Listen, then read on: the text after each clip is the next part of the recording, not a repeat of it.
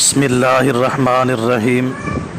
ایک صاحب نے سوال پوچھا ہے کہ کیا اندھیرے میں نماز پڑھنے سے نماز ادا ہو جاتی ہے یا نہیں ہوتی؟ جواب حاضر خدمت ہے کہ اگر اندھیرے کی وجہ سے قبلہ رخ غلط نہ ہو تو پھر کوئی حرج نہیں، نماز ہو جائے گی۔ آپ کے مسائل اور ان کا حل، جلد نمبر 2 صفحہ 222۔